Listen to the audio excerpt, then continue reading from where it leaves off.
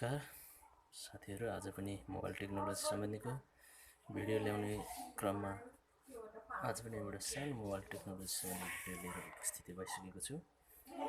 आशा छ यो मेरो भिडियो पनि तपाईहरुको लागि सहयोगीपूर्ण नै हुनेछ भन्ने मैले विश्वास लिएको छु। साथसाथै मेरो च्यानलको लागि यदि कोही नयाँ हुनुहुन्छ भने मेरो च्यानललाई सब्स्क्राइब गरेर पनि सहयोग गरिदिनु होला भन्ने म विनम्र अनुरोधका साथसाथै आजको मेरो भिडियोको विषयवस्तुतिर नै म लाग्न गइरहेको छु। आजको मेरो भिडियोको विषयवस्तु भनेको मसँग एउटा लाभा सेट रहेको छ। लाभा सेट P30 मोडल जुन म तपाईहरुलाई देखाउन गइरहेको छु।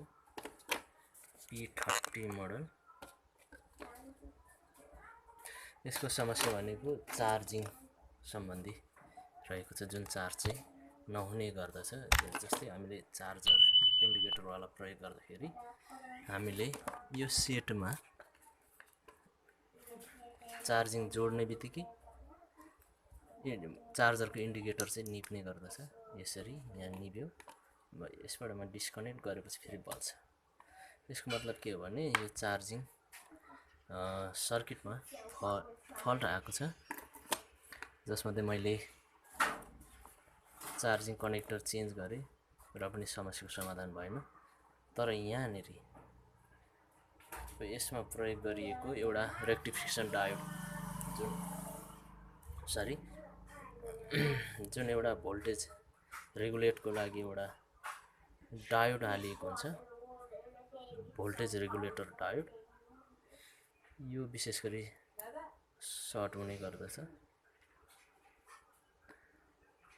यसको कारणले गर्दाखेरि यस्तो समस्या आउने गर्दछ। जस्तै म यसलाई चाहिँ अब रिमुभ गरेर एकचोटि ट्राई गरी हेर्नेछु, समस्याको समाधान हुन्छ कि हुँदैन।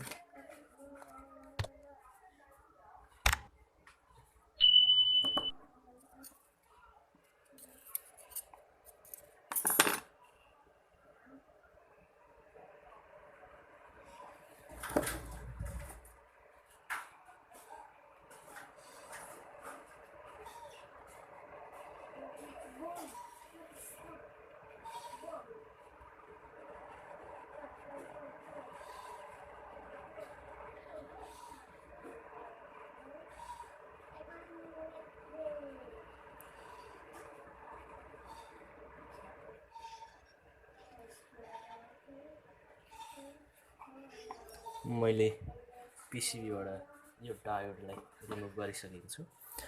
अब हामीले यसलाई हल्का क्लिन गरौँ।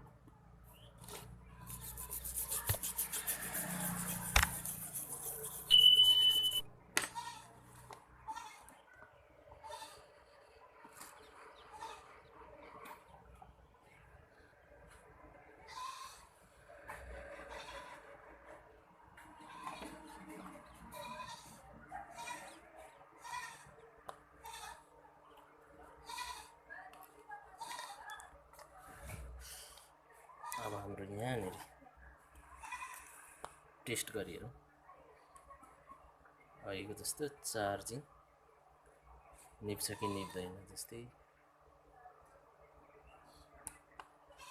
हाम्रो इन्डिकेटर निभेन, ब्याट्री लाएर टेस्ट गरिहेरौँ चार्ज हुन्छ कि हुँदैन।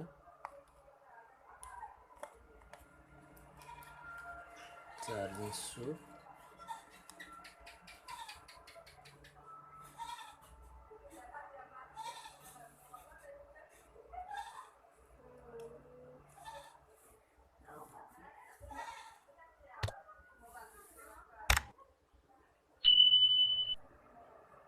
चार्जिङ पनि सो भइरहेछ।